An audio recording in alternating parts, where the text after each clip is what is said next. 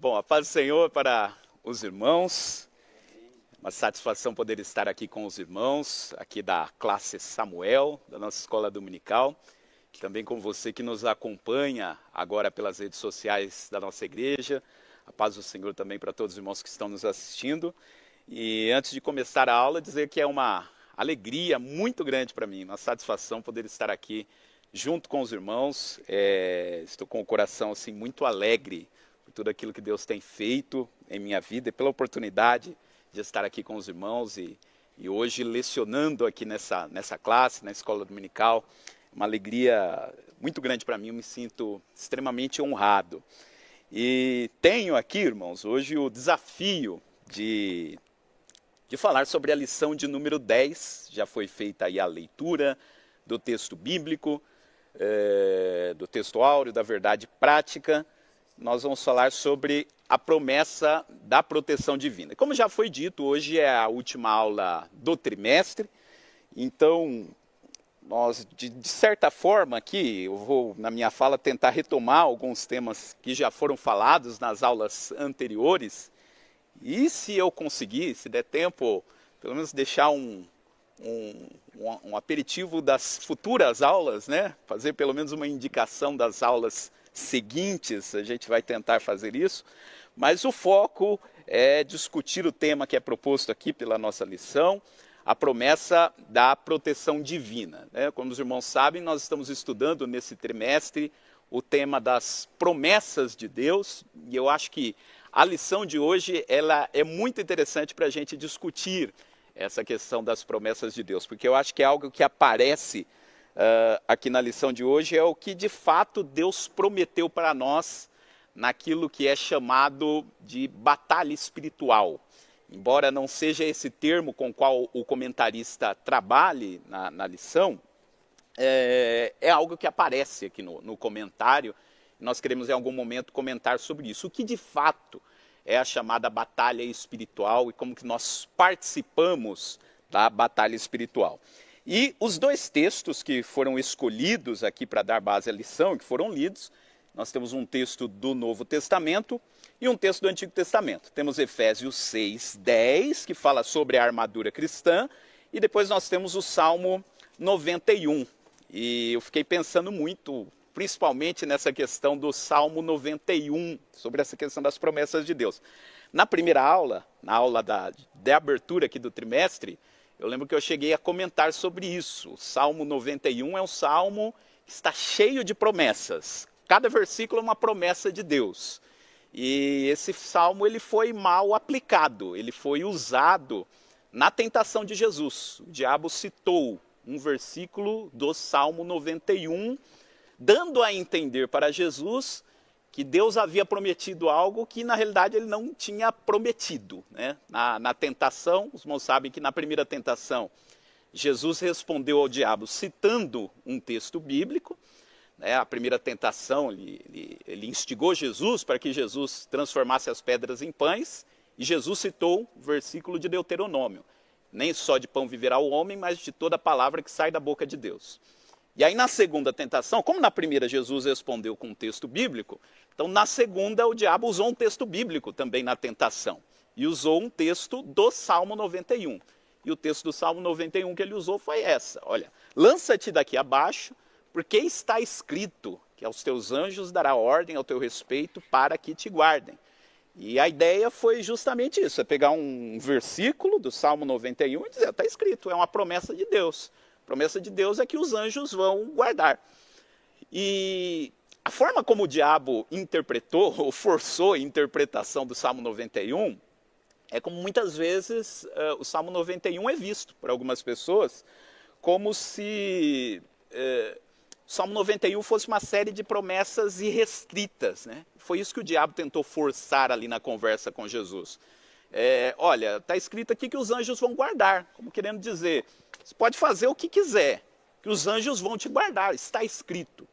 Mas ele não leu, ou não citou o versículo todo, porque o versículo todo diz que os anjos guardarão em todos os teus caminhos. Ou seja, tem uma restrição ali no próprio versículo para que o anjo guarde, né? O anjo não vai me guardar quando eu estiver fazendo o que eu quiser.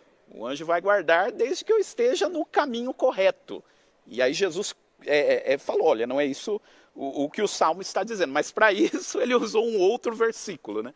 Também de Deuteronômio. Está escrito, não tentarás o Senhor teu Deus. É o que eu falei aqui na aula inicial, né?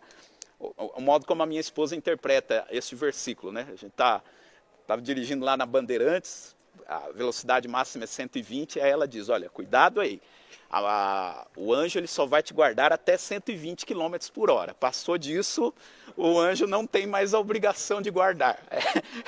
É mais ou menos essa a ideia. O anjo não vai me guardar irrestritamente, eu posso fazer tudo irresponsavelmente, ficar me jogando de cima do pináculo do templo, que o anjo vai me guardar. Não, o anjo vai me guardar dentro do propósito de Deus. Pastor Jânio. Nós vemos aqui, no Salmo 91, que o diabo só lê aquilo que lhes favorece, né? Sim. O que não favorece a ele não lê. Por que ele não lê o versículo 13, que diz assim, pisará o leão e o áspide, calcará aos pés o filho do leão e a serpente. Então, quando fala de áspide, né, está falando de serpente. E a serpente dá a entender que é o próprio adversário. Exatamente, era a serpente que o estava tentando lá, né? Mas é bem isso, pastor Jânio. O diabo ele usará a Bíblia, mas não usará a Bíblia por completo. Foi o que ele fez no jardim, né? No jardim no Éden. Pegou parte daquilo que Deus havia dito e misturou com parte daquilo que Deus não havia dito. Pega parte da verdade divina e mistura com parte que não foi dito. Mas eu trouxe só essa questão para nos instigar aí, né? Para falarmos sobre essa interpretação do Salmo 91. No final da aula eu quero voltar ao Salmo 91, porque eu quero começar com o tema de Efésios 6. A ideia da armadura cristã que aparece aqui em Efésios capítulo 6, em que Paulo diz que nós devemos tomar toda a armadura de Deus. E eu fiquei pensando muito a respeito deste texto, irmãos. E eu gosto sempre, quando vou falar de algum texto da Bíblia, a gente entender a história que está por trás daquele texto. Por que Paulo escreve exatamente dessa forma, falando sobre a armadura cristã desta forma? Os irmãos sabem que quando Paulo escreveu a carta aos Efésios, ele estava preso. Há dúvidas a respeito de onde ele estava preso. Inclusive, há quem acredite que ele estivesse preso, inclusive na própria cidade de Éfeso. Ele estava preso, mas mesmo preso, ele tinha uma preocupação muito grande com essa igreja da cidade de Éfeso, porque, dentre outras coisas, qual que era a questão que existia na cidade de Éfeso, nessa igreja? A igreja de Éfeso era uma igreja que era composta por muitas pessoas que vieram do mundo gentílico. Tinha judeus convertidos? Tinha. Mas boa parte dessa igreja era composta de gentios. Pessoas que antes de serem cristãs não tinham nenhuma relação com a lei de Moisés, não tinham relação nenhuma com o Antigo Testamento. Alguns eram pagãos, vieram de outras religiões. E é por isso que na carta aos Efésios Paulo diz, olha, vocês não estavam incluídos nas promessas divinas, estavam sem Deus no mundo. E aí, se os irmãos lerem o capítulo 1, capítulo 2 e o capítulo 3 de Efésios, metade da carta de Paulo aos Efésios, Paulo fala nos 3 primeiros capítulos sobre o grande plano de Deus para a igreja. E ele diz, o plano de Deus é o seguinte, aí tem a ver, inclusive, com uma das lições. Uma das lições nossas, a gente falou sobre as promessas de Deus para Israel. E ele fala sobre isso nos primeiros capítulos. Ele diz, Deus chamou Israel, e qual era o propósito de Deus em levantar a nação de Israel? Israel ele tinha um propósito muito definido. Deus escolheu Israel para que Israel trouxesse ao mundo o Messias. Essa era a ideia. O povo de Israel foi um povo que foi criado por Deus com esse propósito, para que o Messias pudesse vir ao mundo. E Israel, mesmo boa parte do povo de Israel, ou a maior parte do povo de Israel não crendo no Messias, o propósito foi cumprido, porque o Messias veio ao mundo por intermédio do povo judeu. E depois que o Messias veio ao mundo? Agora a ideia é que a mensagem sobre o Messias seja divulgada para todo mundo. E aí entra o povo de Deus, que é a igreja. Então quer dizer que Deus rejeitou o antigo povo, que era Israel, e agora criou um novo povo, que era a igreja? Não, Paulo explica isso na carta aos Efésios. Ele diz não, porque a igreja ela é composta tanto de gentios quanto de judeus. E ele está falando de pessoas que antes de se converterem, se viam totalmente longe das promessas que Deus havia feito para Israel. E ele diz, olha, Jesus na cruz, ele reconciliou consigo o mundo todo. Tanto aqueles que estavam perto, que eram os judeus, quanto os gentios que estavam longe. E ele criou, isso é muito interessante, porque Paulo diz isso no começo da carta aos Efésios. Não é só que Deus criou um novo povo, que é a igreja. Deus tem o projeto de criar uma nova humanidade por meio da igreja. Ele diz que é um novo homem, ou seja, não é só um novo povo que Deus criou com a igreja. Ele criou um novo projeto de humanidade, né? Um jeito de ser humano que agrade a Deus. E nesse projeto dessa nova humanidade estão tanto judeus quanto gentios.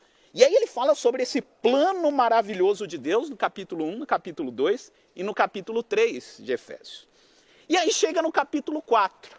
E aí no capítulo 4 parece que a carta muda um pouco de perspectiva, porque no capítulo 4 chega a questão, ok, a gente entendeu que Deus tem um plano maravilhoso, Deus está criando uma nova humanidade, Deus nos reconciliou consigo mesmo por intermédio de Cristo, criou a igreja, mas como é que isso funciona aqui, no dia a dia, diante dos problemas que a gente enfrenta? Como é que esse plano de Deus aparece no nosso dia a dia?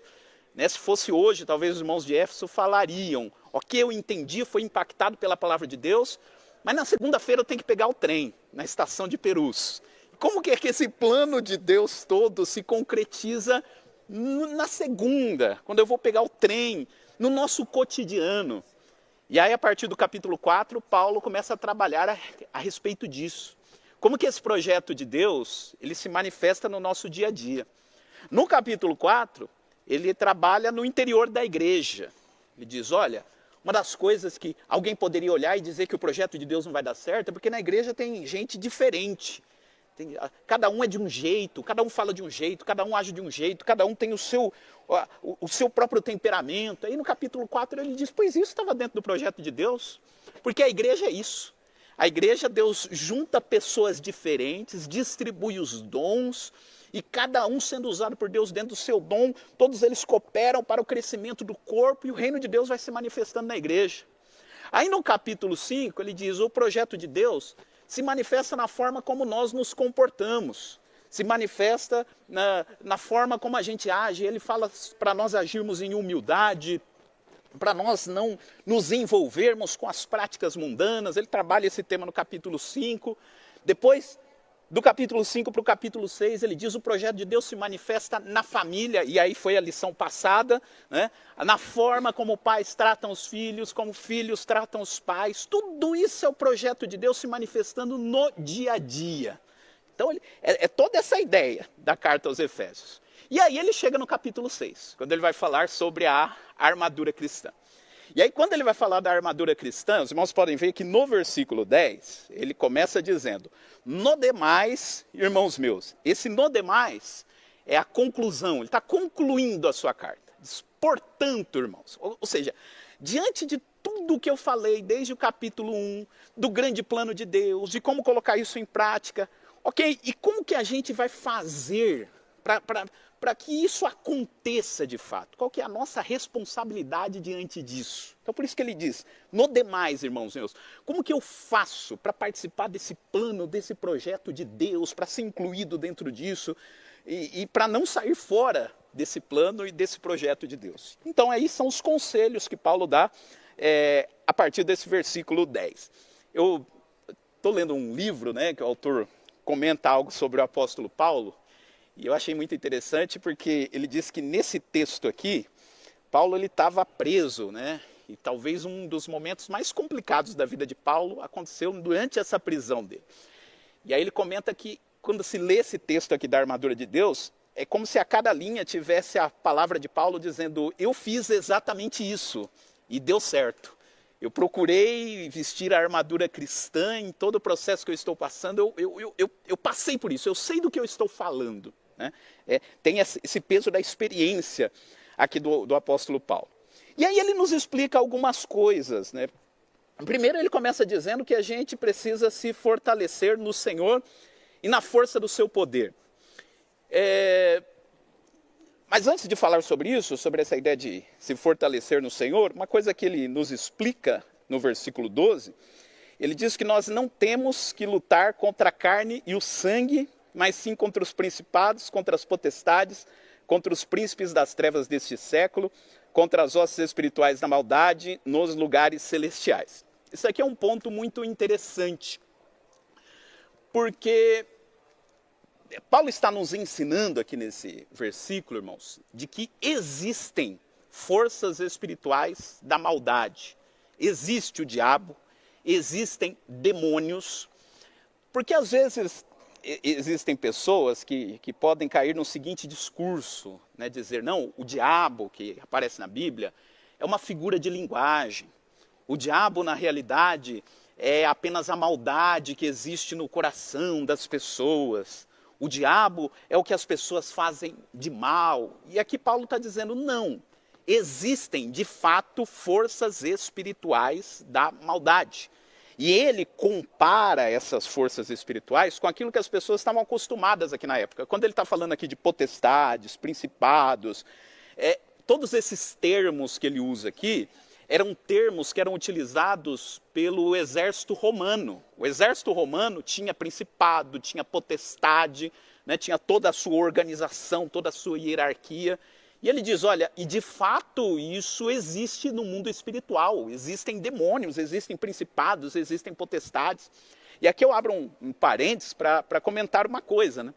Ele não orienta a gente aqui, e em nenhum momento a Bíblia orienta a gente, de que a gente tem que se tornar especialista em como que funcionam essas potestades, esses principados, saber o nome do demônio que opera em determinada localidade. Quer dizer, se eu for lutar contra tal demônio, eu tenho que agir de tal forma, porque ele que age ele é de tal potestade. Tal. Paulo diz, olha, só para saber que existem.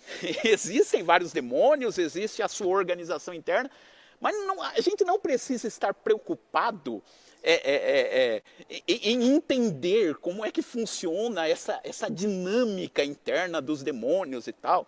Porque existem pessoas que acabam levando isso assim ao extremo, e é aquilo que eu falei da batalha espiritual. Tem gente que diz o seguinte, quando você entra na batalha espiritual, você tem que conhecer o seu inimigo. Então você tem que saber qual é o demônio que opera naquela localidade. Porque se você orar para Deus expulsar determinado demônio e for outro demônio que estiver atuando ali, a sua oração não vai ter eficácia.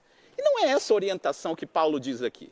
Ele diz que a única coisa que a gente precisa saber é que a gente precisa se fortalecer no Senhor e na força do seu poder. Você não precisa estar preocupado em saber qual é o demônio que opera, qual é o nome do demônio e essa coisa. Não, o demônio você expulsa e age conforme Paulo explica aqui nos versículos anteriores. Então é um extremo, né?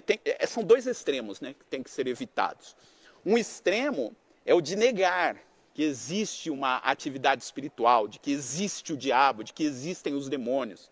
Eles existem. Então, Jesus ele foi tentado pelo diabo, e logo depois da tentação de Jesus, aparece escrito lá no texto bíblico, que o diabo o deixou por um tempo e procurou uma ocasião oportuna para tentá-lo novamente. O texto dá a entender isso. O diabo tentou Jesus, foi derrotado na tentação e ficou à espreita, esperando que aparecesse uma outra ocasião em que ele pudesse tentar novamente. Aparecem outros momentos, o próprio apóstolo Paulo, em outras das suas cartas, ele diz isso para os irmãos, ele fala dos ataques que ele sofreu por parte do diabo. Jesus também, quando estava na noite em que Jesus foi preso, uma das falas de Jesus que aparece lá no Evangelho de João, ele diz para os discípulos, olha, a hora das trevas chegou, o príncipe deste mundo vai dominar.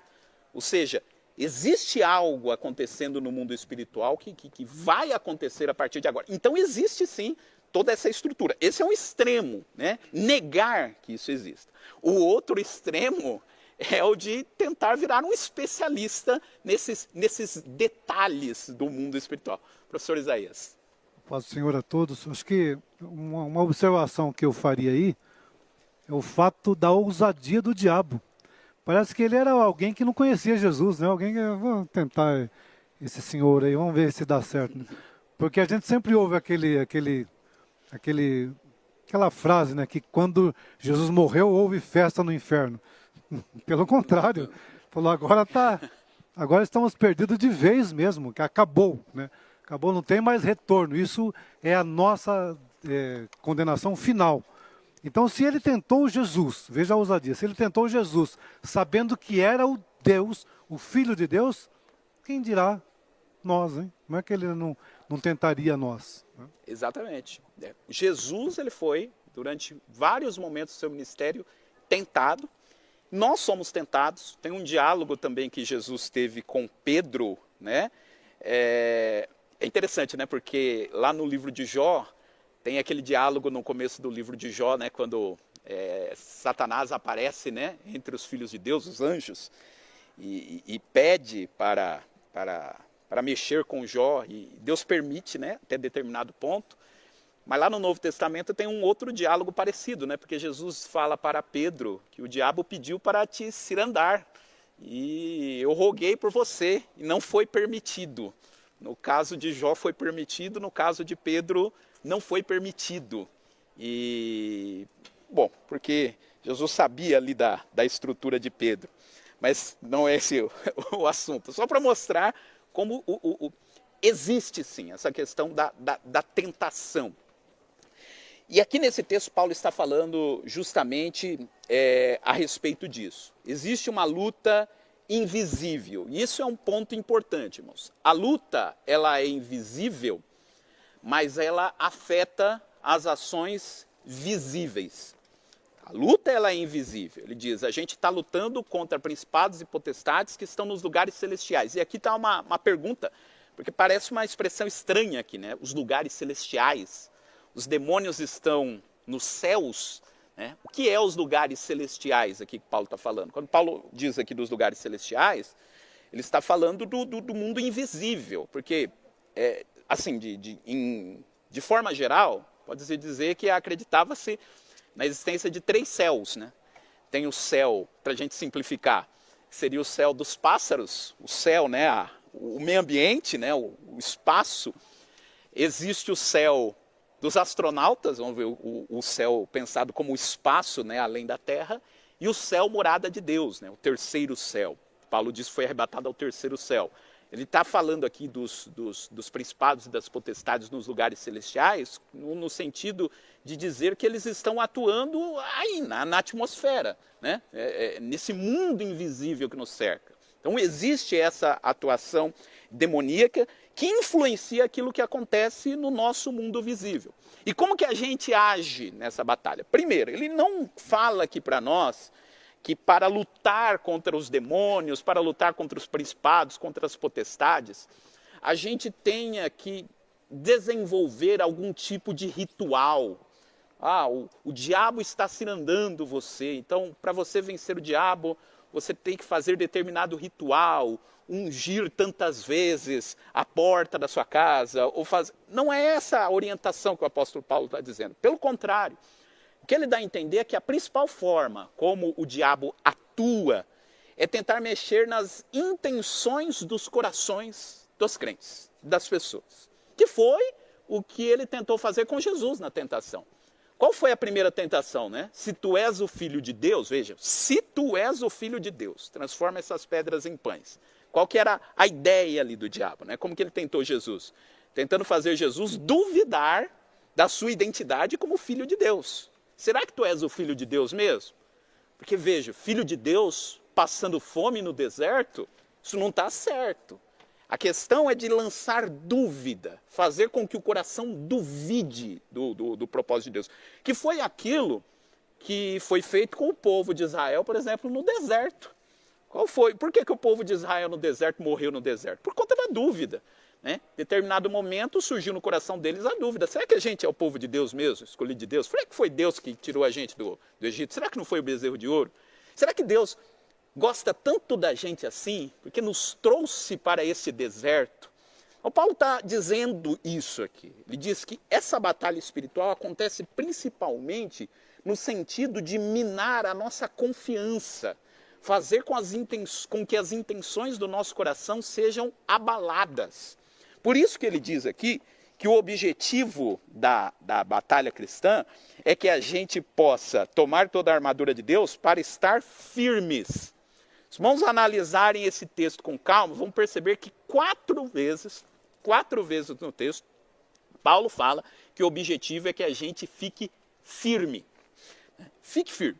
A ideia da luta cristã, dessa batalha espiritual, é que a gente seja derrubado. Então, para vencer na batalha espiritual, a gente tem que ficar firme. E teve pessoas que não ficaram firmes. O próprio apóstolo Paulo fala de alguns companheiros de ministério dele, tem um especificamente, eu não me lembro o nome dele, mas que Paulo diz que ele naufragou na fé, não ficou firme. Então, o que ele está dizendo é isso. O objetivo da batalha cristã é fazer com que a gente fique firme. A gente tem que batalhar e ficar firme. Uma outra coisa interessante também que Paulo fala aqui na batalha cristã é que qual é o nosso papel, né, dentro dessa luta, dessa batalha espiritual? Ele diz que a gente tem que resistir. É um processo de resistência contra as investidas do diabo. É interessante que ele não diz que o nosso papel na batalha espiritual é invadir o campo adversário. Por quê? A invasão do campo adversário, Jesus já fez na cruz do Calvário. A vitória contra o inimigo já foi conquistada. Como já foi conquistada, como todo o poder das trevas já foi anulado na cruz, o nosso papel é resistir, é um processo de resistência. O inimigo virá contra nós e nós devemos permanecer firmes mesmo diante de todos os tipos de pressões que nos cercam. E é interessante assim, irmãos, a gente pensar que Paulo está dizendo isso para os Efésios, porque a cidade de Éfeso era uma cidade em que não era muito simples naquela época ser cristão. Não era um processo fácil. Na cidade de Éfeso tinha um grande templo, que era considerado, inclusive, uma das 7 maravilhas do mundo antigo. O templo da deusa Diana, ou da deusa Artemis. Então tinha um templo enorme, era um local de muita idolatria. Lá no livro de Atos dos Apóstolos fala que na cidade de Éfeso tinha o templo, e lá na frente do templo o pessoal vendia, como que eu posso dizer, os souvenirs, né, do templo para os turistas que vinham ali. Era aquela movimentação toda. E lembre-se que naquela época tinha o culto ao imperador. Só tinha um povo, uma informação importante, só tinha um povo na época do Império Romano que era liberado de fazer o culto ao imperador, que eram os judeus. Os judeus eram o único povo, por ordem do Império, que estava liberado de prestar culto ao imperador. E os cristãos estavam crescendo e ficava aquela dúvida, os cristãos são judeus, não são judeus, né? Se não são judeus, não estão liberados, né? Vão ter que prestar culto ao imperador. Então, às vezes, quer dizer, era um medo se tornar cristão, né? Que eu vou me tornar cristão, não posso mais prestar culto ao imperador. Só que eu sou gentil, eu não sou judeu. Então eu posso correr risco, né, de vida. Então, assim, era um ambiente assim, de grande pressão, por exemplo, ali na cidade de Éfeso. E aí Paulo diz, a principal questão, irmãos, é ficar firme, ficar firme. E eu fiquei pensando nessa expressão, ficar firme, porque Jesus diz a mesma coisa usando outra expressão, né? Jesus diz que a gente tem que vigiar e orar. Vigiar, né? E o que é vigiar? Vigiar é ficar acordado. Eu lembro de um amigo meu que ele era vigilante noturno. A gente perguntava para ele qual a sua profissão. Ele dizia, eu sou cochilante. Eu sou cochilante. Ele falava da dificuldade dele de ficar acordado, tal, para vigiar as coisas. Aí eu lembro de uma experiência que eu tive uma vez. Eu viajei de carro sozinho para Curitiba. Eu fui participar de um evento em Curitiba. E aí quando eu voltei, eu tinha calculado certinho a hora que ia chegar e tal, né? Aí teve um acidente na estrada 2 dias antes, e aí deixaram para limpar a estrada na hora que eu estava subindo, né? E aí parou a estrada, e aí ficamos 5 horas esperando dentro do carro. 5 horas. Não podia sair do carro, porque vai que liberam a estrada. Então tinha que ficar lá, tinha que me manter acordado. Não dava para dormir porque não sabia. Enfim, ficou 5 horas lá. E aí depois quando voltou, quando liberou, era à noite, eu estava com aquele sono e eu fiquei lembrando do texto, vigiar e orar. Eu tenho que vigiar, eu tenho que me manter acordado. E aí, a reflexão que eu fiz foi justamente essa. O que é vigiar? Vigiar é lutar contra os nossos próprios instintos. O que é mais fácil para mim, que eu estou com sono, é dormir. O que é vigiar? Vigiar é lutar contra o seu instinto natural. O seu instinto natural é querer dormir. Foi isso que Jesus falou para os discípulos. Vigiem e orem. A vontade de vocês é dormir. Vigiar é lutar contra os nossos instintos, aquilo que é mais fácil para a gente fazer. E aí tive que me manter acordado e cheguei bem em São Paulo, deu tudo certo. Mas assim, nesse sentido, vigiarmos é lutar contra aquilo que é mais fácil. O que era mais fácil para os irmãos de Éfeso? O mais fácil para os irmãos de Éfeso é viver como os efésios viviam. O que é mais fácil para a gente? Mais fácil para a gente é viver da forma como a nossa sociedade vive. Falar as coisas que as pessoas falam, ter os costumes que as pessoas têm. O vigiar é lutar contra a tendência nossa, né? Aquilo que é mais fácil para nós. Eu sou professor, você não sabe, sou professor, dou aula lá no ensino fundamental, e tem algumas classes que eu fico observando isso. Tem algumas classes que é mais complicado, né, para dar aula, sabe? Algumas classes mais problemáticas, que faz aquela bagunça e tal. E às vezes tem alunos que se destacam, né? E você sabe, quando o aluno está numa sala mais complicada, para ele se destacar, é porque ele teve um comprometimento muito grande consigo mesmo, porque às vezes ele está sozinho ali. E se ele não tiver aquela força de vontade dele, aquele desejo dele, se ele não tiver focado, o que é mais fácil? Entrar na onda da sala. E eu já vi isso acontecer muitas vezes. Bons alunos, pessoas que tinham assim... quer dizer, todos os alunos têm potencial, mas às vezes a gente está falando daquele aluno que às vezes tem um talento específico. E o que é mais fácil para ele?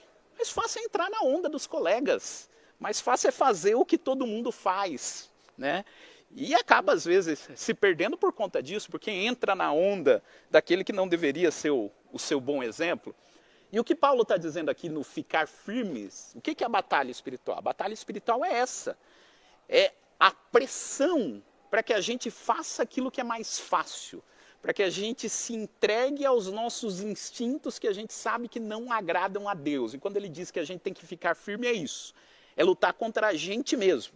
Isso não era fácil no contexto da cidade de Éfeso. Como não é fácil em nenhum contexto, mas cada contexto tem as suas especificidades, como era o caso aqui. Bom, mas prosseguindo aqui, irmãos, Paulo então começa a falar sobre a armadura de Deus. Antes, alguém quer fazer algum comentário, irmãos? Pastor Jânio, por favor, pastor. Eu estava observando aqui, no capítulo 6 de Éfeso, a partir do 10, que Paulo foi muito detalhista, porque lá em Lucas capítulo 10, versículo 19, Jesus disse assim: eis que vos dou poder para pisar serpentes e escorpiões e toda a força do mal, e não fará dano algum. Jesus podia até ter dado as características do armamento para a gente lutar com esse poder, com essa autoridade que ele deu. Mas Paulo disse, não, para vocês não ficar abusando do poder, então eu vou mostrar para vocês aqui cada armadura que vocês têm que lutar. Exatamente, exatamente. O que a gente tem que fazer para entrar no meio nessa guerra, né? Qual a estratégia que a gente tem que usar? E eu diria aqui, irmãos, que quando Paulo vai falar da armadura cristã, ele tem em mente duas referências aqui. A primeira referência, que é o mais óbvio, é o exército romano. O exército romano, veja que coisa interessante, o exército romano naquela época, ele funcionava tanto como exército quanto como polícia. Não tinha polícia igual tem hoje, tinha o exército. O exército, quando não estava em guerra, eles estavam espalhados pelo império e agiam como a polícia age. Então eles cuidavam de manter a ordem em todo o império. Então todo lugar do império que você ia, tinha soldado romano em trabalho, em serviço. Todo mundo conhecia algum soldado romano, tinha essa referência do que era o soldado romano. Mas não foi só isso que Paulo usou como referência para esse texto. Eu queria pedir para os irmãos abrirem, por favor, no livro de Isaías, capítulo 59 e versículo 17. Isaías, capítulo 59, versículo 17. Se algum dos irmãos puder fazer a leitura, por favor. Isaías 59, 17. 17. Porque se revestiu de justiça como de uma couraça, e pôs o elmo da salvação na sua cabeça, e tomou vestes de vingança por vestidura, e cobriu-se de zelo como de um manto. Muito bem, obrigado, pastor Marcos. Veja que texto interessante esse de Isaías, né? Os versículos anteriores, depois os irmãos podem fazer a leitura, o profeta está falando da situação de injustiça que estava tendo em Israel. Nos versículos anteriores diz que ninguém era justo, né? A vontade de Deus não estava sendo cumprida em Israel. E aí em algum momento diz que Deus olha e pergunta: alguém que faça justiça, alguém que faça as coisas do jeito que elas devem ser feitas? E diz que ele não encontrou ninguém. Não encontrou ninguém que intercedesse pelo povo, essa é a expressão que aparece no texto. E aqui nesse versículo 17 diz então que, já que não tinha ninguém, o profeta diz que Deus decidiu ele mesmo descer e fazer o que as pessoas não estavam fazendo. Não tinha ninguém que praticasse justiça, Deus fala, então eu vou. E aí no texto diz, esse versículo que o pastor Marcos disse, que Deus ele se revestiu de justiça como de uma couraça. Olha aqui a base que Paulo está usando para Efésios 6. Deus colocou a couraça da justiça, o que mais se diz aí? Ele pôs o elmo, ou seja, o capacete da salvação na sua cabeça e tomou vestes de vingança por vestidura. Esse texto é muito interessante. Imagina, Deus ficou tão indignado com a situação que ele decidiu ir. Ele se vestiu, ele colocou a couraça da justiça, colocou o capacete da salvação e decidiu ir tomar providências para o que estava acontecendo na terra. É interessante que isso aconteceu literalmente, né? Porque Jesus fez isso. Né? Jesus é Deus que veio à terra para fazer com que a justiça de Deus fosse conhecida. Né? E aí Paulo está dizendo o seguinte, hoje, quem tem que vestir essa armadura que está citada aqui em Isaías 59 é a gente. Só que tem uma diferença aqui, né? Porque ele dá mais peças lá, e a gente vai falar já sobre as peças. Aqui ele diz que Deus colocou a couraça da justiça, o capacete da salvação, e vestiu-se de vingança. É interessante que quando Paulo fala da armadura cristã, ele retira a capa da vingança. Por quê, irmãos? Olha que coisa interessante. Na armadura cristã não tem a capa da vingança. Essa tem na armadura de Deus. Na nossa não tem. Então Deus não deixa a gente vestir a capa da vingança. Porque a vingança pertence a Deus, não pertence a nós. E por que a vingança não pertence a nós? Né? Porque a gente não sabe como aplicá-la. Parece que quando a gente quer ter vingança sobre alguém, parece, né, que a vingança até nasce de um sentimento justo. Né? Fizeram algo contra mim, eu tenho que fazer contra a pessoa. Só que a gente não tem capacidade para calcular exatamente como que a gente vai fazer para ficar justo. A gente sempre erra na medida. Quando a gente quer aplicar a vingança, a gente passa de onde a gente deveria passar. Né? E aí a gente vai além. Aí Deus olha e fala, então não mexa com essa questão da vingança. Né? A vingança deixa comigo. Não é para a gente... Aliás, tem um versículo no livro de Tiago que diz que a vingança do homem não produz a justiça de Deus. Gosto desse versículo, está lá na carta de Tiago. A vingança do homem não produz a justiça de Deus. A gente acha que a nossa vingança produz justiça, mas ele diz que não. Ela deixa um saldo negativo, porque normalmente a vingança ultrapassa. Agora, quando Deus aplica a vingança, ele sabe exatamente o ponto. Bom, Rafael, por favor. O texto diz, na ira do homem não opera a justiça de Deus. Na ira do homem não opera a justiça de Deus. Está em Tiago, né? Isso, Tiago, acho que 1,19. Exato, obrigado. Mas voltando aqui, então, Paulo tem isso, né, em mente. E aí ele está dizendo para os Efésios, ele diz, então a gente está nessa batalha, e o principal alvo da batalha é roubar o nosso coração, fazer com que a gente deixe de estar firmes na presença de Deus. É fazer com que a gente naufrague na fé. É fazer com que a gente não permaneça da forma como nós devemos permanecer. próprio apóstolo Paulo, em outros momentos, irmãos, ele fala sobre essa luta que ele próprio enfrentava, né? A gente olha para os personagens bíblicos e às vezes a gente acha eles tão distantes, né, na nossa realidade.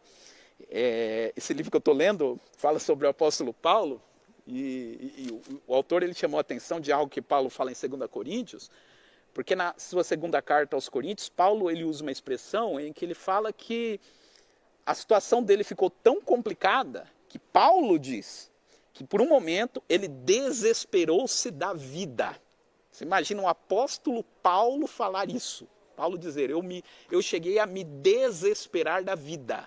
Eu achei que não fazia mais sentido o meu ministério, aquilo que eu estava fazendo. Mas depois ele diz que a situação foi... Deus trabalhou naquela situação, mas ele fala que chegou a um ponto assim de desespero. Nessa passagem ele diz que eram temores por dentro, pressão por fora. Então, isso acontece.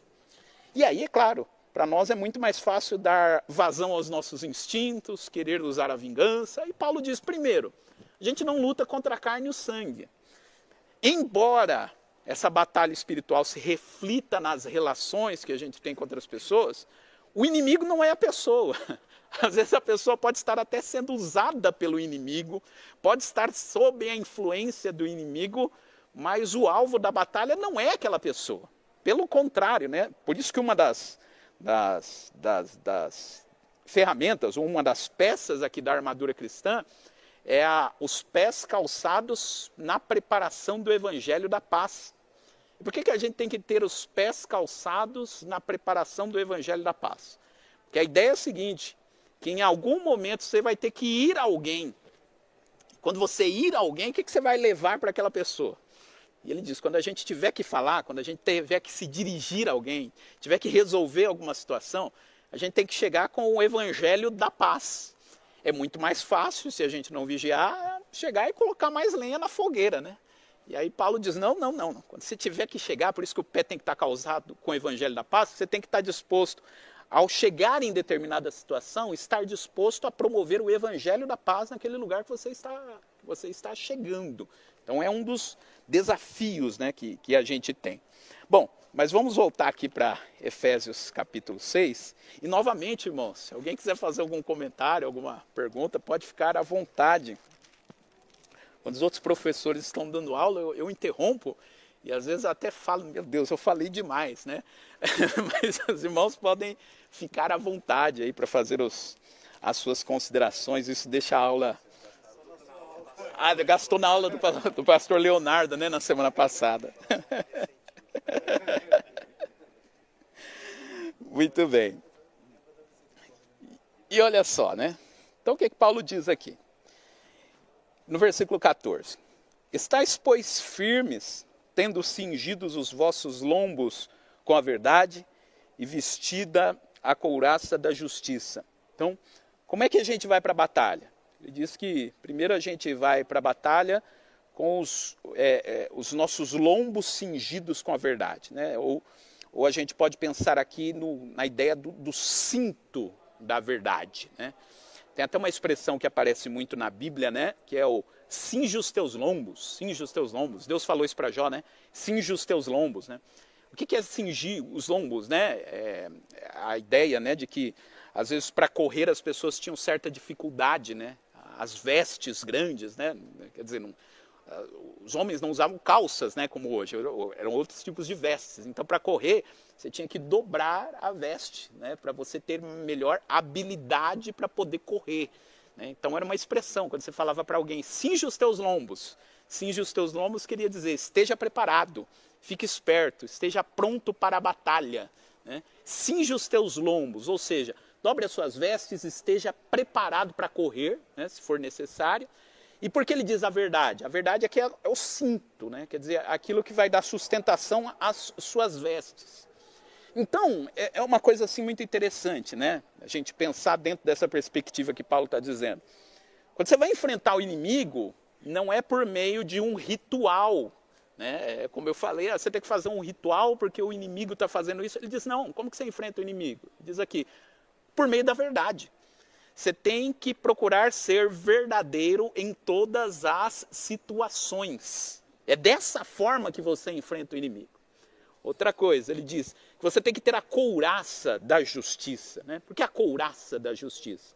Então, a couraça era a parte da armadura que protegia o peito. Né? Quer dizer, você tem que estar coberto com a justiça divina. E quando você vai para a batalha, você tem que procurar implantar a justiça. Não a justiça humana, mas sim a justiça divina. Eu tenho que estar primeiro convencido de que eu fui justificado por Deus e diante das situações ir nessa convicção de que Deus me justificou. Então, ou seja, estar vestido com a couraça da justiça. É dessa forma que eu enfrento o inimigo. Então, assim, como que a gente enfrenta o inimigo? É dizendo a verdade, é sendo justo, é levando o evangelho da paz. Né? Paulo diz em outras passagens, né, que a gente não luta com as armas da terra. E quais que seriam as armas da terra? O fulano me enganou, eu vou pagar com a mesma moeda. Eu vou arquitetar uma forma de passar a perna nele. E Paulo diz, não, a gente não usa as mesmas ferramentas que usam contra nós. A gente vai com a verdade, a gente vai com a justiça, ou conforme a gente disse aqui, né, já, ele diz que a gente vai calçado os pés com a preparação do evangelho da paz. Ou seja, quando a gente vai dizer alguma coisa, a gente diz aquilo que tem a ver com o Evangelho. Teve um pastor, o pastor Tim Keller, ele fez uma observação, eu ouvi certa vez ele comentando, ele disse que, se você observar, né, na vida de Jesus, todas as vezes que Jesus era pego de surpresa, como é que ele respondia? E ele diz o seguinte, quando a gente tem que responder alguma coisa que a gente não estava esperando, é aquilo que revela o que está no fundo do nosso coração. Você pode ser tranquilo, pode ser calmo, mas quando alguém faz alguma coisa assim de surpresa, te fecha no trânsito, faz alguma coisa que você não estava esperando, qual é a primeira coisa que a gente fala sem pensar? Porque quando a gente tem tempo de pensar no que a gente vai dizer, a gente elabora, tal, né? Mas quando a gente responde, sem ter tempo de elaborar o que a gente vai falar, qual é a primeira coisa que sai? Né? E ele diz que normalmente, a primeira coisa que sai quando a gente é pego de surpresa é aquilo que está mais fácil lá no nosso coração. Né? Aí ele diz, se você analisar todas as vezes em que Jesus foi pego de surpresa, como é que ele respondia? Todas as vezes que Jesus era pego de surpresa, ele respondia com algo da palavra de Deus, com um texto bíblico. Quando Jesus foi preso e tal, veio todo mundo pegar ele, estava todo mundo nervoso, Pedro sacou a espada, como que Jesus respondeu? Não, não, não, é para isso mesmo que eu vim, já estava escrito. E aí os fariseus vinham lá interrogar Jesus, Jesus, está escrito. Para ele ter assim um reflexo, então, que é questão de reflexo, né? Reflexo é isso, quando a gente é pego de surpresa, como que a gente reage? Para você ter reflexo com alguma coisa, porque você praticou muito aquilo, né? Para Jesus ter esse reflexo de responder tudo com base na palavra de Deus, é porque a palavra de Deus fazia parte do seu cotidiano. Né? Estou falando aqui de Jesus como ser humano. Né? Quer dizer, tinha uma proximidade tão grande com as escrituras do Antigo Testamento que quando ele era pego de surpresa era a primeira coisa que ele respondia. E aí fica a reflexão para nós. Né? A gente é pego de surpresa, a gente lembra da Bíblia em primeiro lugar, né? Ou não, ou a gente pensa em outras coisas. Então isso é muito interessante, pois isso tem a ver com os pés calçados na preparação do Evangelho da Paz. Professor Isaías. Professor Maxwell, a lição é muito importante para o nosso dia a dia, né? A gente vai ver, por exemplo, o contexto de Jesus. Em várias ocasiões, quando ele era pressionado, ele meio que fugia daquela situação.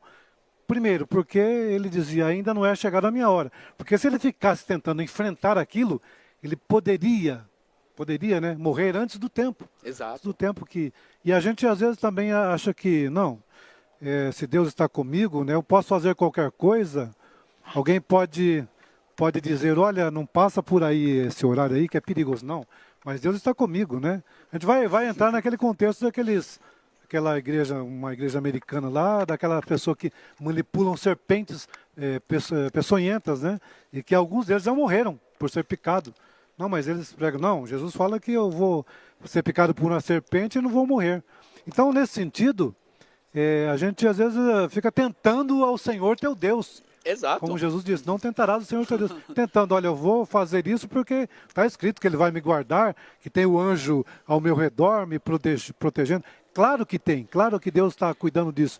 Mas a gente às vezes precisa se precaver, porque às vezes a gente antecipa a nossa ida. Uma certa vez eu ouvi um professor que estava numa aula, né, ele disse, olha, tem gente que quando chega no céu leva uma bronca de Deus. Olha, você veio antes do tempo porque você facilitou.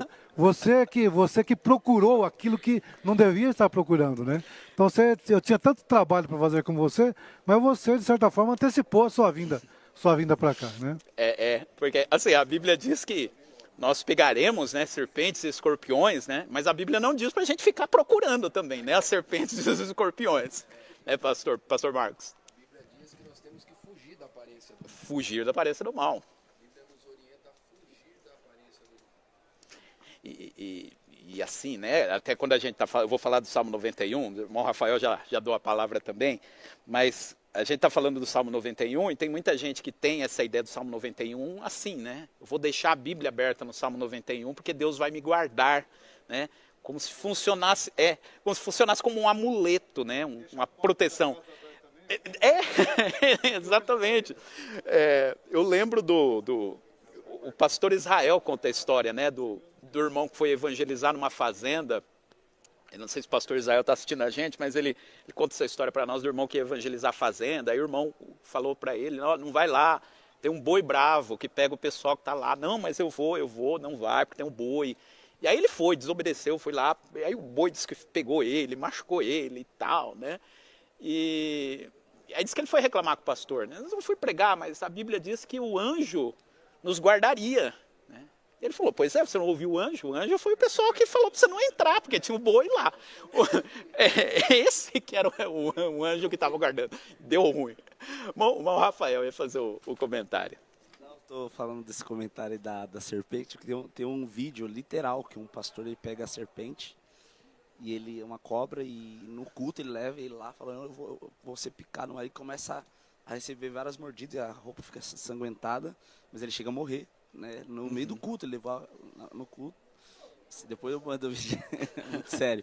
Mas eu queria comentar sobre a calçado com os pés na preparação, que ele fala da sandália no caso, né? Na realidade, estou tentando lembrar o nome da sandália, se não me engano, é Caligai, salvo engano, o nome da sandália, que era usada nesse sentido, para ele não escorregar na guerra. Ela era feita de tiras, assim como algumas outras partes, para ela, na hora da guerra, ele não escorregar. Então, era também a maneira de utilizar para não escorregar no meio da guerra. Então, a carregar a verdade é para não ter queda.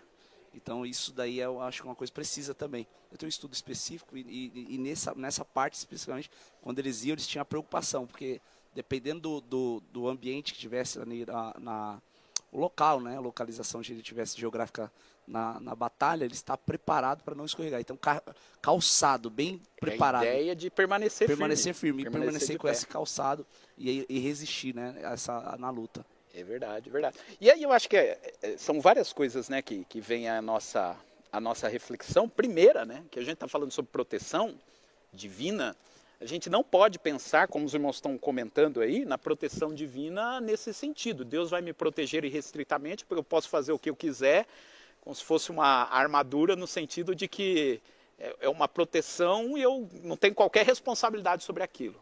Deus vai me guardar dentro do projeto que ele tem, e muitas vezes, até quando eu estou cumprindo o propósito de Deus, eu posso ficar doente por estar cumprindo o propósito de Deus, posso sofrer uma afronta por estar cumprindo o propósito de Deus, né? Às vezes Deus vai me livrar da boca do leão, às vezes tem gente que vai ser morto pelo leão, né? O finalzinho lá de Hebreus capítulo 11 fala sobre isso, mas em todos os casos, né? Às vezes quando Deus nos livra de um acidente, outras vezes quando a pessoa está fazendo a vontade de Deus e sofre o acidente, mas nos dois casos a pessoa tem que estar firme, e é isso que Paulo está dizendo, Deus vai nos livrar, mas o principal livramento que Deus nos dá é aquele livramento de nos fazer permanecer firmes até o fim, E é isso que ele diz. O objetivo da armadura cristã é fazer com que você chegue no final firme. Então, quem ia falar? Sim.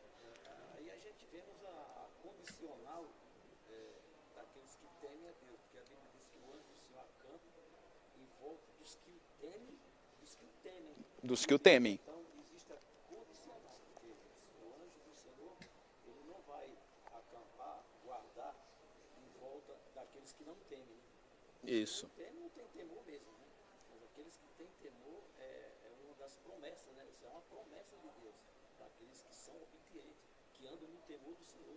Então Deus tem os seus anjos para guardar e livrar de todo o mal. Por isso tem que estar preparado. Verdade. Oi? Preferência ao anjo Gabriel. É que a gente estava comentando aqui, né? O professor Marcolino estava falando, né? A gente estava comentando aqui na reunião dos professores, a pessoa que às vezes vai orar, eu quero que seja tal anjo, né? Que o Senhor mande, né? Não é qualquer um. Não, só corroborando o que o senhor disse, né? Porque a gente ouve algumas vezes aquelas frases de efeito, né? Deus não te livra da fornalha, Deus te livra na fornalha. Deus não te livra da cova dos leões, te livra na cova dos leões. Mas às vezes, Deus não te livra de forma nenhuma. É o caso de Atos, acho que 12 ou 13, né? Que Herodes manda matar Tiago. Mandou matar Tiago, Tiago mas morreu. libertou Pedro. Deus não libertou Tiago. Então, a gente não entende como Deus trabalha na vida de cada um de nós. Só sabemos e podemos ter certeza disso, que a melhor coisa que ele teve que fazer, que ele quis fazer, é exatamente o que ele fez. De repente, ou livrou na cova, ou livrou da cova, ou não livrou, do nosso ponto de vista humano. Mas ambos permaneceram firmes até o final, né? Um testemunhou com a morte, outro testemunhou sendo livre da morte, mas os dois testemunharam, né? É essa a ideia, né, que Paulo está trazendo aqui. Mas eu penso também nessa questão, irmãos, da gente terminar tudo e, havendo feito tudo, ficar firmes, nesse sentido de que não existe pessoa que não tenha a possibilidade de cair. Quantos casos a gente conhece de pessoas que tinham uma vida piedosa, começaram bem, eram bons obreiros, em determinado momento da sua vida não permaneceram firmes, se deixaram levar por coisas que entraram no coração. E eu citei aqui o caso do próprio apóstolo Paulo, não que ele tenha caído, mas ele disse que chegou em determinado momento da vida que ele se desesperou, mas permaneceu firme. E eu acho que é uma preocupação que a gente, cada um de nós precisa ter, né? De olhar para nós mesmos e falar, Senhor, eu preciso ficar firme até o final da minha vida. Não que a gente tenha que ter medo, né, do que possa acontecer conosco, mas assim, ter aquela preocupação conosco mesmo de que em determinado momento a vaidade não tome conta do nosso coração e faça com que a gente caia, né? Ou qualquer outra coisa que vai contra a palavra de Deus mine a nossa fé. E também no sentido de que às vezes a gente pensa, o fulano caiu. Aí quando a gente fala que o fulano caiu, a gente pensa que ele cometeu um pecado, ele cometeu adultério. E sim, cai quando faz isso. Mas às vezes a gente corre o risco de cair aparentemente estando bem, pregando, desenvolvendo todas as atividades, mas com o coração longe de Deus, né? As coisas foram minando aquilo que há no nosso coração e a gente corre o risco de cair parecendo que a gente está de pé. E é sobre isso que o Paulo está falando, né? A gente tem que chegar no final firme. E a gente só vai conseguir fazer isso se a gente valorizar em nossa vida. Ele diz aqui, né? A justiça, a verdade. E ele diz aqui do escudo da fé, né? Ele diz que com o escudo da fé a gente pode apagar todos os dardos inflamados. Os dardos inflamados é muito interessante, né? O dardo inflamado era a seta, era a flecha que colocavam fogo na ponta, né? Então, quando atiravam, era uma flecha que chegava pegando fogo. E aí diz que o escudo do soldado romano, muitas vezes, tinha todo um processo lá de preparação dele, e ele tinha uma camada que era passada na água, não sei como funcionava, mas enfim, que diz que era uma proteção extra que ela colocado nesse escudo, justamente para apagar os dardos inflamados que eram jogados, né? E ele diz que o escudo é o escudo da fé, né? Então veja, quando vem um dardo inflamado do diabo, quando vem algo para tentar nos derrubar, a ideia é que a gente use a nossa fé, ou seja, use a nossa confiança em Deus. De novo, não é a sua força que você vai usar para lutar contra o diabo, não é a sua estratégia, não, é a confiança em Deus. Quer dizer, nós mesmos não sabemos exatamente o que deve ser feito, mas Deus sabe, e isso é fé, né? Quer dizer, é confiar inteiramente em Deus quando a gente sofrer esse ataque. E por fim, ele diz que a gente precisa tomar a palavra de Deus, que é a espada do Espírito. É interessante que essa é a única das armas de ataque, né? Todas as outras são de defesa. E ele 4 vezes diz, né, que a gente tem que resistir, ficar firme, ficar acordado, né? E a única arma de ataque que existe é a palavra de Deus. Eu volto no exemplo do próprio Jesus. Sempre que Jesus era atacado, ele não respondia, você sabe com quem está falando, ele não usava argumentos que normalmente... E no caso dele, ele podia, né? Porque ele é o criador de todas as coisas, mas ele que podia usar esse argumento, não usou esse argumento, né? Ele respondeu usando a palavra de Deus, para nos deixar o modelo, né? E ele próprio, né? Jesus também ele não usava, né, milagres no sentido de se proteger, né, o tempo todo, né? Quer dizer, ele não criava diante de si uma bolha invisível que impedia, né? Não, né? Ele usava a palavra de Deus como a arma, como a ferramenta. Então, é isso que o apóstolo Paulo está dizendo, né? A espada, a única arma de ataque é a palavra de Deus. Então, quando a gente tiver que falar, a gente tem que ter um argumento baseado naquilo que a Bíblia diz. E aí, evidentemente, né, se a gente não sabe o que a Bíblia diz, vai ficar difícil usar a Bíblia como espada, né? Por isso que Paulo diz a Timóteo que a gente precisa manejar bem a palavra de Deus, né? Tem que ter habilidade, tem que treinar o seu uso, né?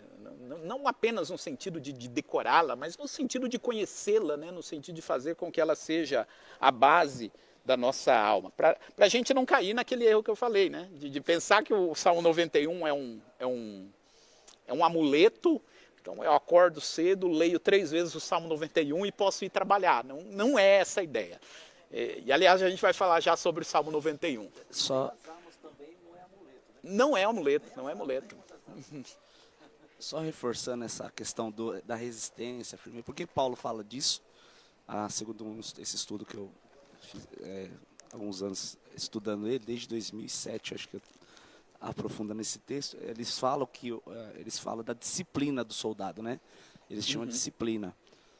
Chegava a andar com 40 quilos de equipamento, entre armadura, tudo, fazendo aquela atividade física. Então eles saíam, como hoje alguns que estão no exército, vão servir as forças armadas, ele tem que ficar em um ambiente, eles vão para fazer preparo fora do QG, né? Então eles iam andar, então eles andavam religiosamente, vamos dizer assim, tendo essa disciplina de carregar a armadura, apesar da armadura, mais os equipamentos de guerra, e ficaram um tempo em alguns lugares. Então eles criaram essa firmeza, essa disciplina de andar, de carregar a armadura e estar preparado para qualquer situação. Então isso coincide, né, com o cristão, de ter a disciplina da leitura, da oração. Então isso vai trazendo esse fortalecimento. Por isso, fortalecei-vos o Senhor e na força, a disciplina diária, constante, né, para poder atingir, né, as forças, estar mais forte, né? Aí você vai estar mais forte, mais firme. E foi muito bem lembrado, né, essa questão da disciplina. Às vezes a gente não fala muito sobre isso, mas a gente precisa ter uma disciplina na nossa vida. A disciplina de oração, a disciplina da leitura bíblica, né? Isso não quer dizer assim que diariamente eu tenha que tirar 45 minutos por dia de oração de joelho todo dia, né? Não, mais vale você ter um momento pequeno de oração diário, mas que ele seja diário, que ele seja de fato cumprido, né? E é lógico, né? Vai ter aqueles momentos em que a gente vai tirar um tempo maior de oração, nós temos os cultos de oração, temos vigília, e temos os momentos nossos de oração mais longo em casa, mas além disso, a gente ter essa nossa disciplina de todos os dias falar com Deus, né? De levar a sério, né? Essa disciplina da oração, essa disciplina da leitura bíblica. Ler todo dia, nem que seja um trecho pequeno da palavra de Deus, mas diariamente se ocupar a fazer essa leitura. Isso tem a ver com a disciplina, né? Isso tem a ver com essa habilidade que a gente vai criando, dessa interação, né, com essas armas espirituais. Bom, irmãos, não sei exatamente até que hora que eu vou. Ok, então dá tempo de nós falarmos ainda sobre o Salmo 91. Eu já citei aqui várias vezes, né, irmãos? Mas o Salmo 91 está falando sobre essa questão do refúgio, sobre essa questão da proteção que Deus nos dá, mas agora num contexto diferente, né, no contexto do Antigo Testamento. E o tema do Salmo 91, na realidade o tema do Salmo 91 é a confiança em Deus. E ele fala, logicamente, aqui de vários perigos que podem vir sobre nós, mas o Salmo 91 ele é um poema. E como um poema, ele tem um tema que volta 3 vezes no Salmo. Então veja, vamos lá para o versículo 1 do Salmo 91, que é conhecido de todos nós, né? Aquele que habita no esconderijo do Altíssimo, a sombra do Onipotente descansará. Direi do Senhor, ele é o meu Deus, o meu refúgio, a minha fortaleza, e nele confiarei. Na tradução que a gente usa aqui da Almeida, né, tem um ponto no final do versículo 1, né, aquele que habita no esconderijo do Altíssimo, a sombra do Onipotente descansará, e depois vem outra afirmação, direi do Senhor. Interessante, né? A ideia que dá aqui é que você habita na sombra do Onipotente e por isso você tem condições de dizer do Senhor, ele é o meu Deus, ele é o meu escudo. Em outras traduções, por exemplo na NVI e outras traduções, traduz esse versículo dessa forma, que aquele que habita no esconderijo do Altíssimo pode dizer do Senhor, ele é meu Deus, o meu refúgio e nele confiarei. A ideia que está presente aqui nesse versículo é o seguinte, a pessoa tem uma comunhão com Deus e tem uma proximidade com Deus, ele habita no esconderijo do Altíssimo, isso faz com que ele tenha o que falar a respeito de Deus. Eu imagino esse versículo 2, né, direi do Senhor, mas assim, quando alguém chega para você e pergunta, né, escuta, o que você tem a falar do pastor Jeremias? Aí você tem algo para falar, porque você convive com ele, o que você tem a falar do irmão Leonardo? Tal. O que você tem a dizer?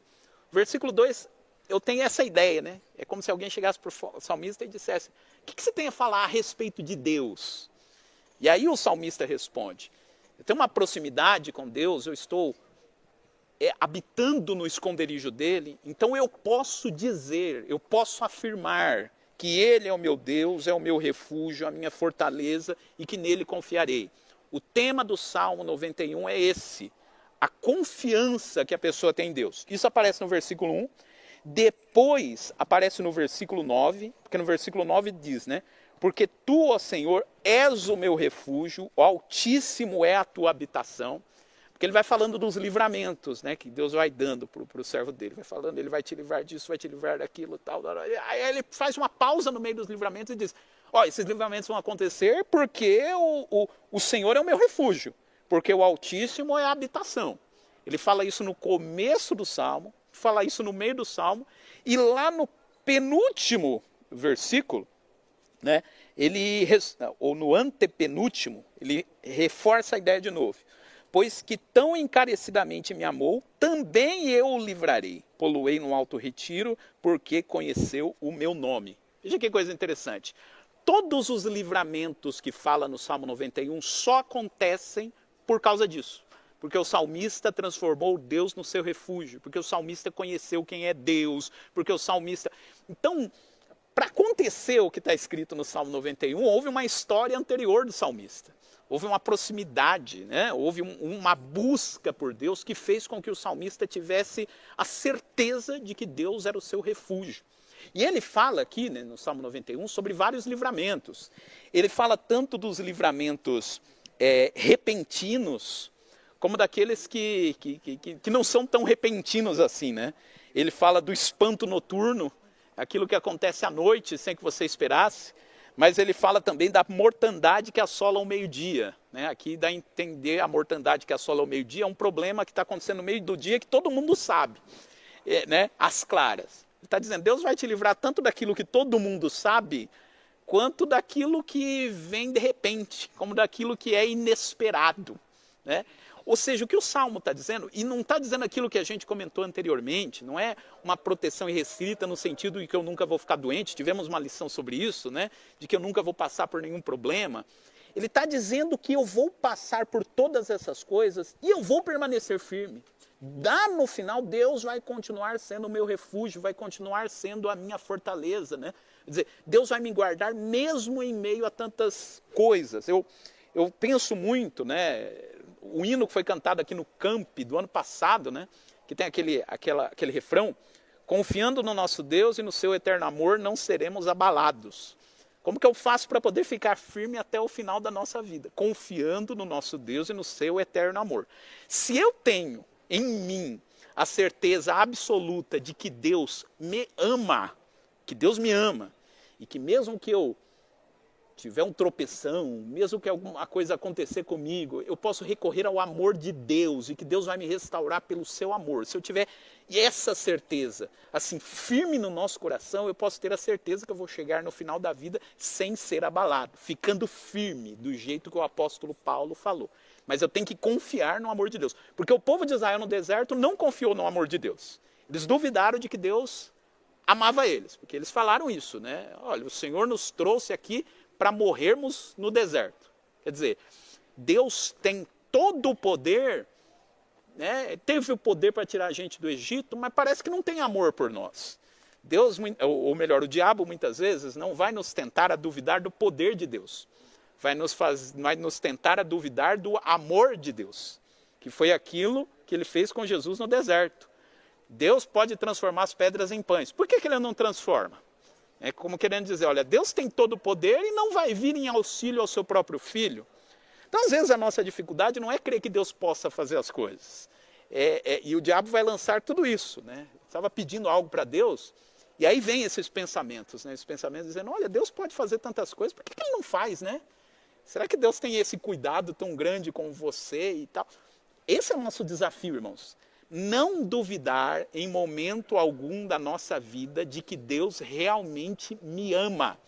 Mas eu vivo na cidade de Éfeso, onde tem um grande templo idólatra, onde está todo mundo me forçando, onde é mais fácil não confiar em Deus. Então, mesmo nesse contexto, Deus me ama. Confiando no nosso Deus e no seu eterno amor, a gente não é abalado, a gente chega ao final da vida estando firme. Esse é o propósito aqui do Salmo 91. E pensando, então, nessas questões todas, irmãos, eu falei que ia tentar fazer o link com as lições seguintes, não sei se vai dar tempo ainda. Pode falar, pastor Leonardo. Meus irmãos, uma coisa interessante sobre essa citação da confiança no deserto, por vezes a fala do povo no deserto era, Moisés, por que nos trouxe a este lugar? Quando eles falam isso, consciente, de modo intencional, eles estão tirando a mão do projeto do deserto, da mão de Deus para Moisés. Nós caímos numa cilada. Confiamos em você e o teu projeto nos trouxe a esse lugar. Quando eles deixaram de compreender que era a condução de Deus levando eles para aquele momento. E por analogia, a vida é um deserto, do qual Deus nos tirou do Egito, que é o mundo. Estamos em transição nesse lugar de areia movediça, dificultoso, cheio de desafios, mas quando a gente entende que a nossa caminhada não é uma chamada divina, é um projeto de um Moisés, de um qualquer líder que seja e não de Deus, a gente se vê frustrado e se vê preocupado demasiadamente ao invés de confiar no Senhor. Daí o povo perecer no deserto, né? Paulo explica isso em 1 Coríntios 10, que por causa da negligência do coração deles, boa parte do povo não entrou na terra do descanso. Exatamente. Sim. Um minuto. Eu faço o link então com a última lição do trimestre, no 1 minuto aqui, que ele me prometeu, foi uma promessa que é mais 1 minuto. A lição de número 13, o título dela é que as promessas de Deus são infalíveis, né? E é nesse sentido que a gente está falando, né? você pode ter a certeza absoluta de, naquilo que depender de Deus, Ele vai fazer tudo para que você possa ficar firme até o fim. Quer dizer, Deus nunca vai agir com uma segunda intenção com a gente.